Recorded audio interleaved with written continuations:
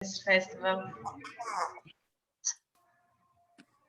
Right. Yes. Before we start, you can share about some videos or images from your performance, Naniko. Yes. I wanted to say before I start that this is a project I did in 2019.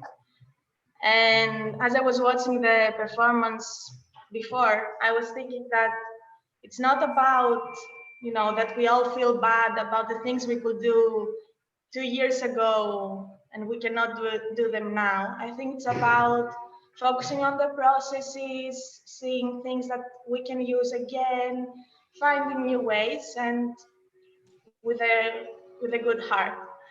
And this is a very nice opportunity for me to revisit what I was doing before the masters, because here I have focused more on visual practices, and I really appreciate that I can go back to the movement practice and revisit it as well. I'm gonna share my screen.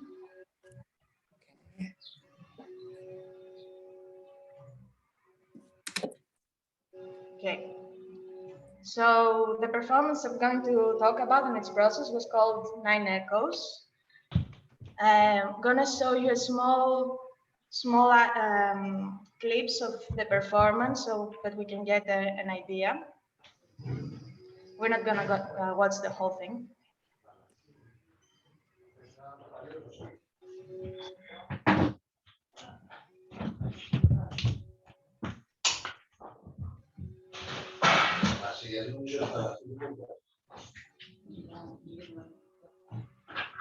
Eryfili, can you share the also computer audio at the same time, if it's possible? Try again.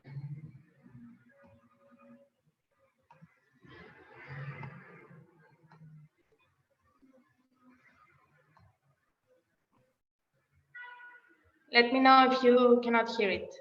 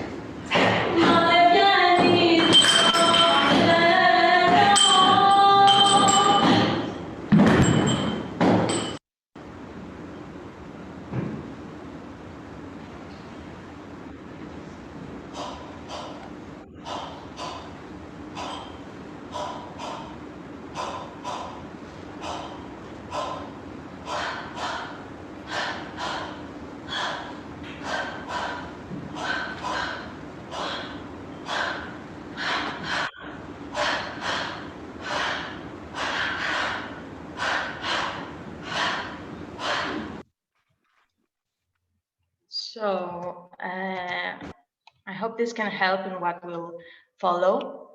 This was an artistic research I did while I was doing my bachelor's. First, I had to hand in a proposal.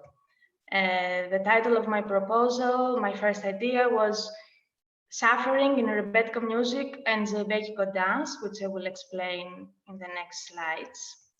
In my thesis statement, I said that my thesis would focus on the effects of the internal suffering via the externalization and expression of this music and dance. And on the format and the methodology, I explained that my rehearsals would begin in January. I would have about 8 female and male performers. And I knew it was going to be somewhere in between dance and theater, and that I wanted to experiment with the limitations and stereotypes of masculinity, identity, space, and language, which are very much connected to this specific genre. And I would also use the affect theory and the concept of catharsis. So rebetiko music, for those who don't know, is an urban music genre that appeared in the 19th century in Athens and in Asia Minor from a subculture of the working class. The common themes of the songs were the difficulties of surviving and being, and the lyrics were about everyday life, poverty, love, pain of loss, difficulties of being a refugee, in general, a lot of suffering. The instruments were bouzouki, baglamas, and guitar. If you can see my cursor, this is baglamas, this is the bouzouki, this is the guitar. And rebetiko is argued to be a very affective and emotional music that has defined social dimensions. Zeibekiko dance is an improvised male solo dance with a rhythmic pattern of 9/8 and is based on each dancer's personality and mood. It is a solo dance that declares individuality, loneliness, excitement, distress, but because it is danced in front of the others, it is also a social event. So I was very interested in this contradiction of such an individual state danced in front of the others. It is confined by identity, space, and gender. So especially in the past, only males would dance it. Specific males from specific backgrounds and in specific spaces. For example, it was never danced in outdoor space or in soil. And the connection is that zeibekiko dance accompanies rebetiko songs depending on this rhythmic pattern of 9/8, and it is a very heavy dance. Whoever was dancing zeibekiko was either drunk or pretending to be drunk. They would have their hands open. They were very grounded. It's very characteristic. And it is a dance of private catharsis in the sense that not that after it is danced, we have a catharsis, but in the moment of dancing, at least the way I see it, there is a small momentarily relief. And actually, at that point, Eryfili will prepare a question about the zeibek. Actually, in our culture, we call it zeibek. And do you want to share, Pırıl, or? Yes. Hello again. Hi. Damla asked me to co-moderate this session, and I'm very happy about this because of mainly two things. First, I'm actually from Izmir, Smyrna. As you know, zeibekiko also has roots in this Aegean region. And the second thing actually is now that I understand that the artist was very affected by the affect theory itself, my interest also lies in affect theory, and I would like to ask you, because I wonder, when you say suffering, is there a Greek word? Because in Turkish, we call this affect efkar. The dancers, the male warriors, fighters are called efe. Maybe that's the etymological root, but I'm wondering, is it that the reason why you use suffering is why? Yeah. There isn't such an etymological relation, as far as I know, of the Greek word of suffering and the affect theory. I chose the emotion of suffering because for me, as a listener of Rebetica songs, it was the most prominent feeling. And if I bring together all the emotions, all the context of the songs, I think it's the most common one. And especially in relation to how the specific dance was used. The fact that it was danced mostly by males, if I remember correctly, there is a relation to the fact that males couldn't express their suffering in any other context, so it was their only chance to be vulnerable. Mm-hmm. I don't know if I answered. Yes, and since this dance originated from the masculinity, as you touched upon, when you reinterpret or when you revisit this tradition, this folkloric dance, did you consider how the female embodiment of zeibekiko, and what would you say about this? Yes. First of all, out of the 8 performers, only 2 were male. So there was a very strong female dominance. And I treated everyone without making such distinctions between the genders.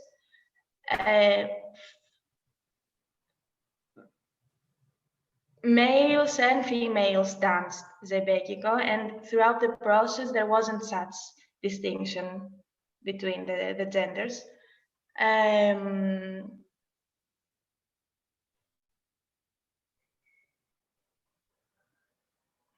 I think the whole process enabled more everyone, because it's not only a matter of gender, it's also a matter of age. And I think there was also a difficulty in unlocking that, how young performers can embody this suffering that refers to 100 years ago, which is a different kind of suffering than today. So how do we understand this? How do we bring it to our own present? Yes, I'm curious to know, how did you negotiate between this tradition and how did you bring it to the contemporary dance? What were the obstacles?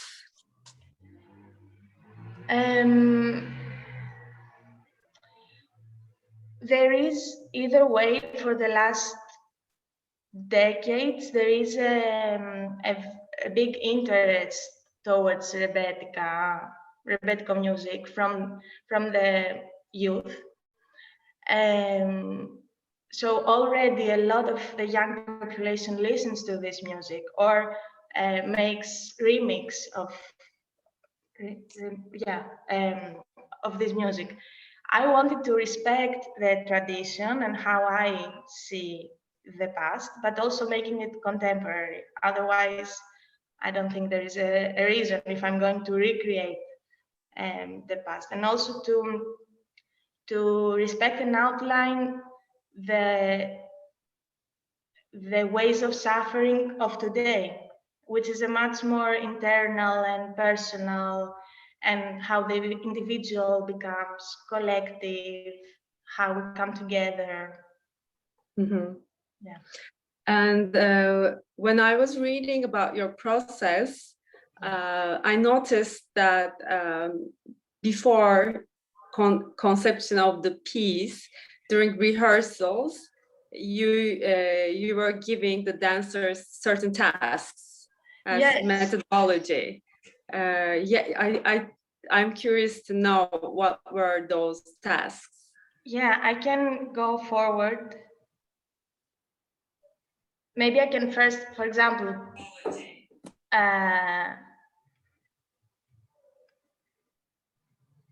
let me go forward. These are some of the visual library, let's say, I have gathered, which was one of the ways the performers also came to know a bit better this past through either analyzing the movement, the style. One of the ways we worked was through this affect between the music and the dance and through improvisation, because even in the first period of the genre, this is how the songs were actually made, first through improvisation.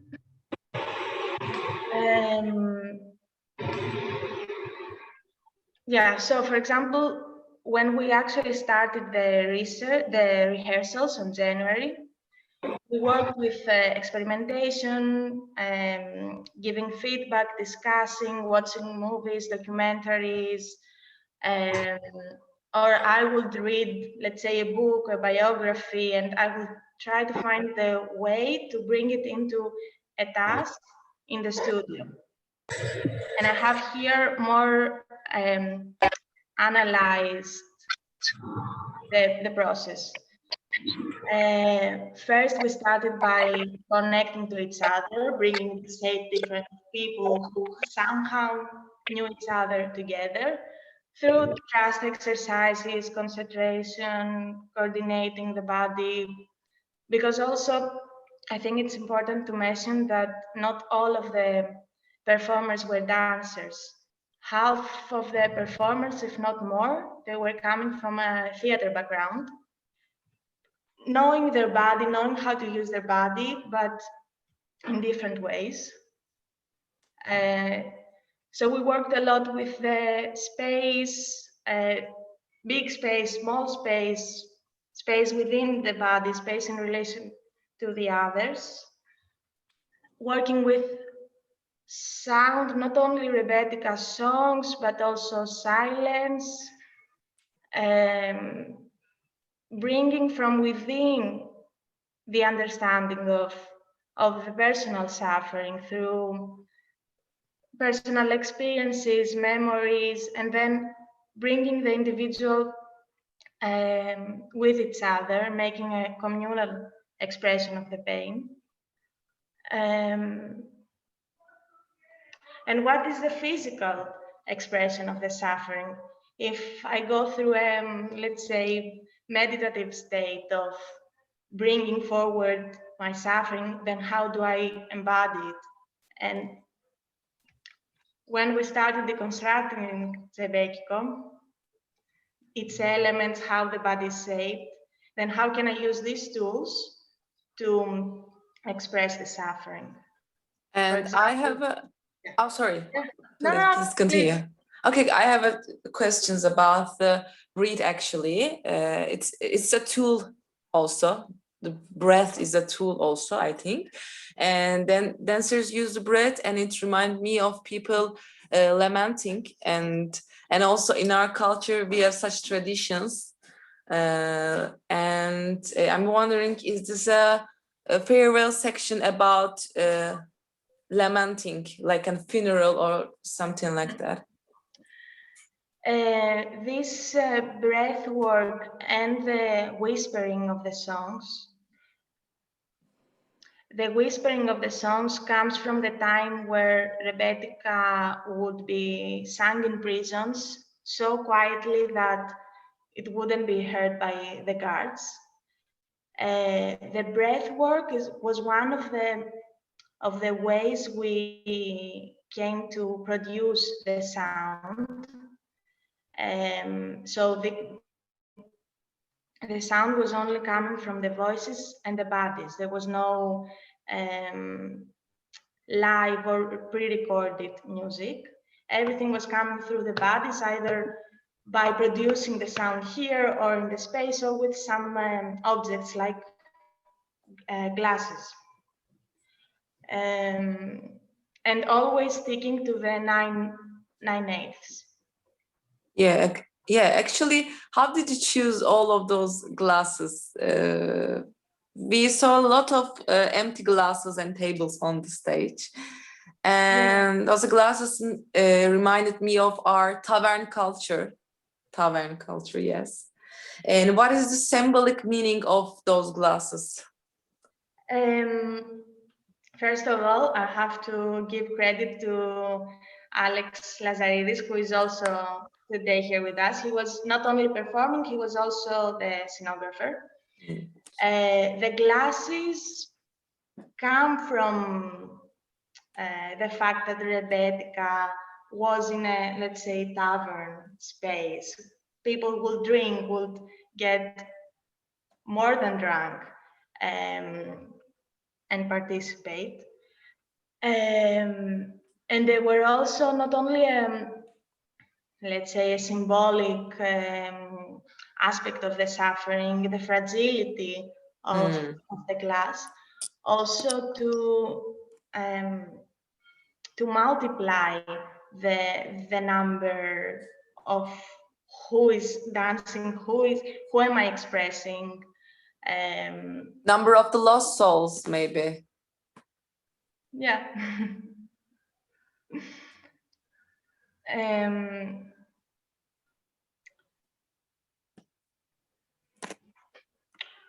Let's see what I have. Yes, we also worked with in nature, not only because sometimes we didn't have space to work in, but also in order to experience other spaces, to bring in a ritual that I found as one of the first steps of the zeibekiko dance. Was a tribe called zeibekes, and they would use this ritual of zeibekiko dance in order to prepare for war, to fight.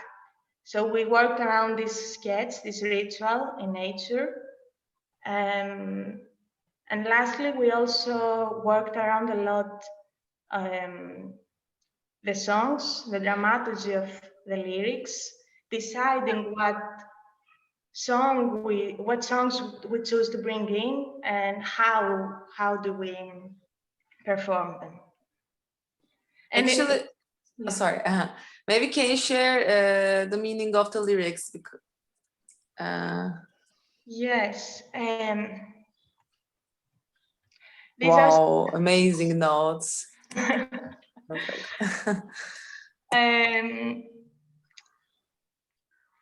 don't know if I can translate it, because it's also a different kind of language, very poetic, very particular. For example, okay, this is an easy one. I met you on Sunday. I'm losing you on Sunday. The day I die, I want it to be a Sunday. And these notes were made by each performer, and then we shared, if I remember, between us our notes. But it was for us, for each individual to understand what this means. I have this small video also from the rehearsals. And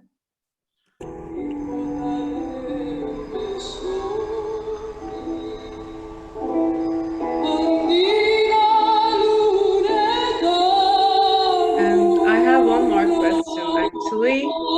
And what comes after the catharsis of zeibekiko? What comes after? Yeah, that's why I think it's a momentary catharsis. After the zeibekiko, you go back to what was before.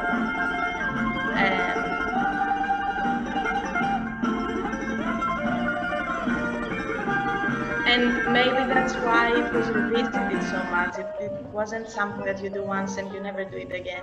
You want to dance the zeibekiko because you want to feel this relief, as if you are alone, declaring this loneliness, declaring this distress, but also everyone around you supports you. That's how I see it. Mm-hmm. It's amazing how you tied affect theory and applied it to the dance, because it, for me, separates itself from, let's say, a poetic dance or a lyrical dance, let's say. It's more for feeling within the body and less a spectacle. Yes, yes. The way I see it, it's not about embodying as if it was a character, embodying the suffering, coping what these people will dance. Then it's about finding within ourselves how that can be expressed, and that's why during the performance there were also moments of improvisation, letting things emerge within.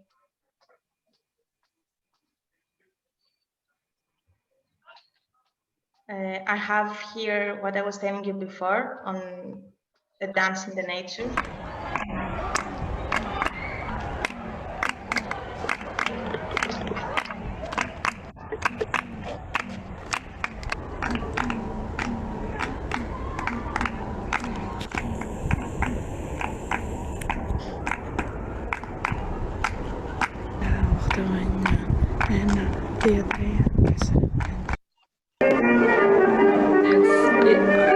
When I hear the music, when I see the movements, I definitely want to get engaged with zeibekiko for, at least for me, some relief. Yeah, how are you going to be applying?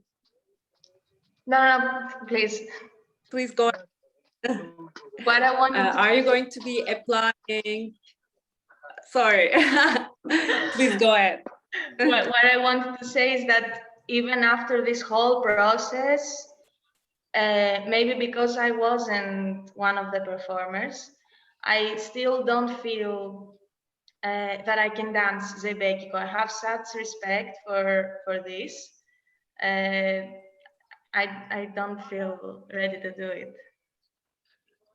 Are you going to be using this dance and make other pieces aside from Echoes 9? It's definitely something that I want to revisit. I was thinking that one of the performance was also Yorgos Vlachonikolos. He has proposed to me making it into a movie, and I think seeing it through another mode can enable also new findings. And also, did the performance improvise on the stage, actually? No, it was like, I don't know if I can use the word devised. We had some specific stations. We knew the order of the things, especially working with sound, and me not being a musician and trying to figure this out. We had specific steps, but there was definitely a room for improvising. Also because of the unpredictability of the classes, of the audience, if they see mistakes even, which I really like mistakes.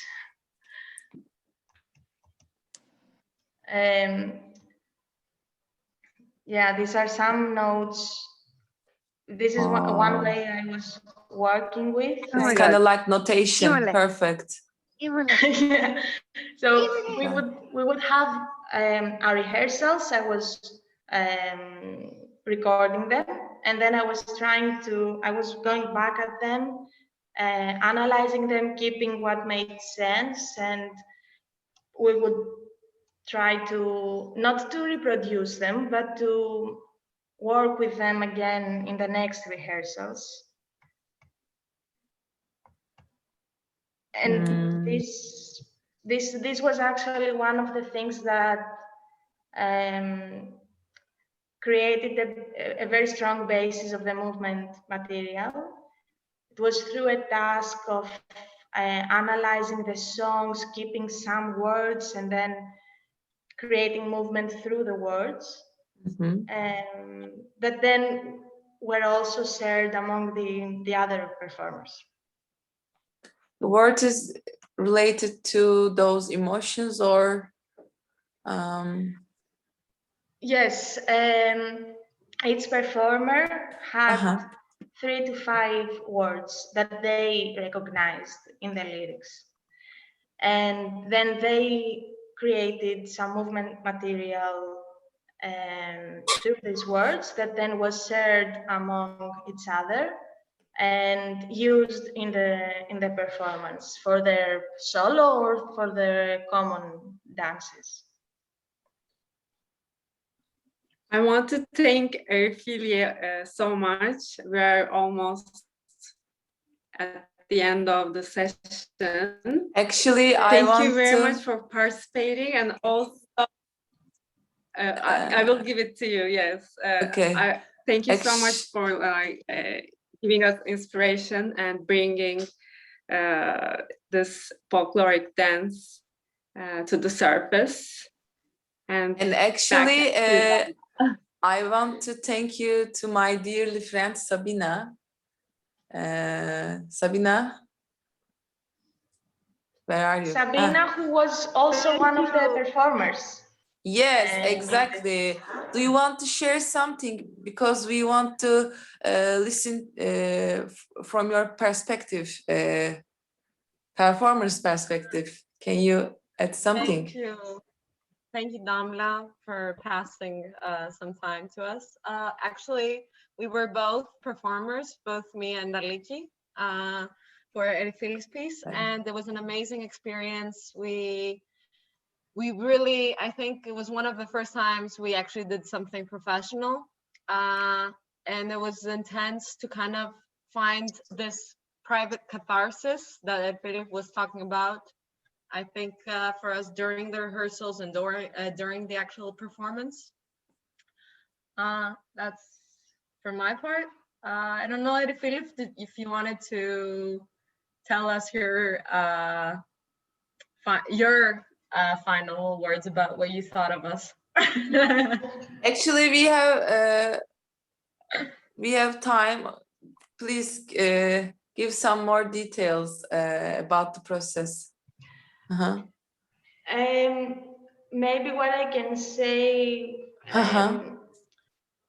was that I also catch myself using the word we, and this is not being humble. It is because it was a collective effort, and I think it was essential also because the work needed that.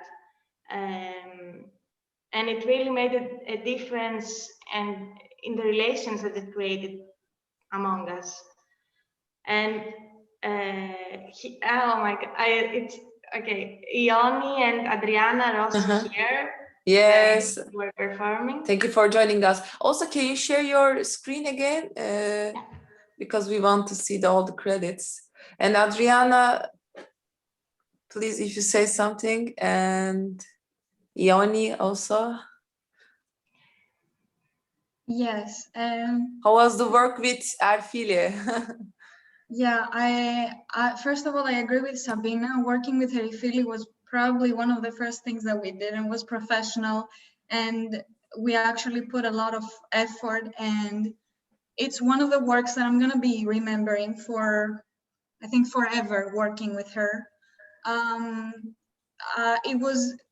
from the beginning, the process was really interesting. It was something that I've never worked like that before, and it really, I think Eryfili is great. She knows that, but she did such a great work, and she actually made us realize what was this thing that we were doing all together.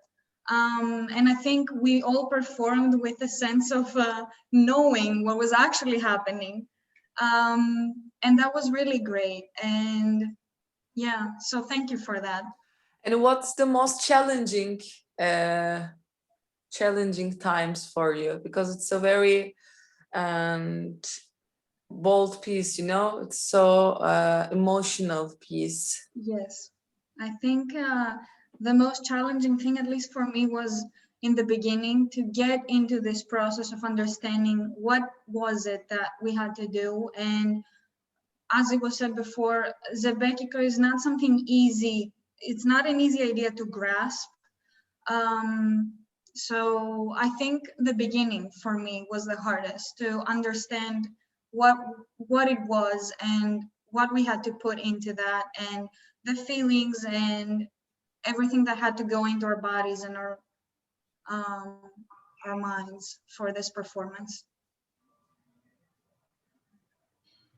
Thank you. Thank you so much. And do you have any questions? Herhangi bir sorunuz var mı? İngilizce de çevirebiliriz. Yazabilirsiniz, sesinizi de açabilirsiniz.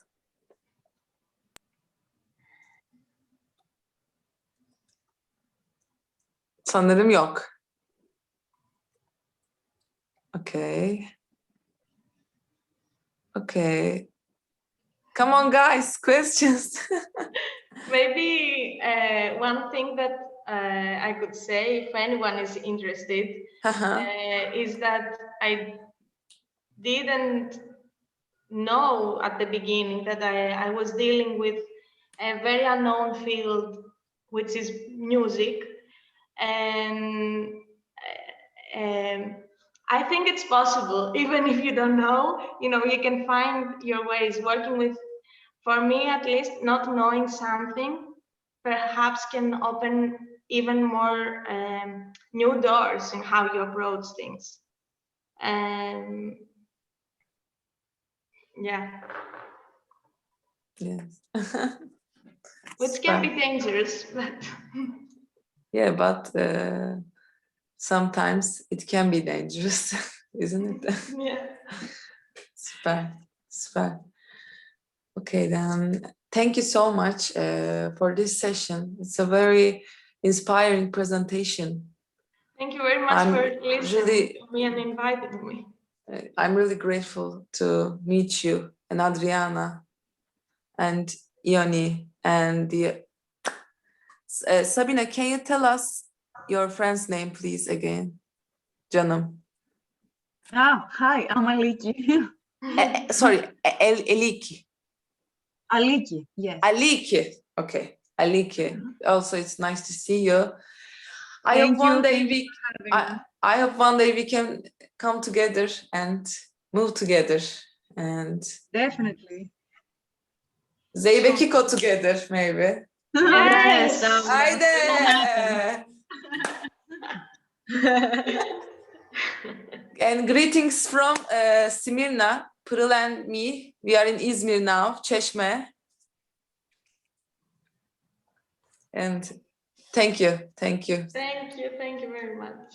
Thank you so much.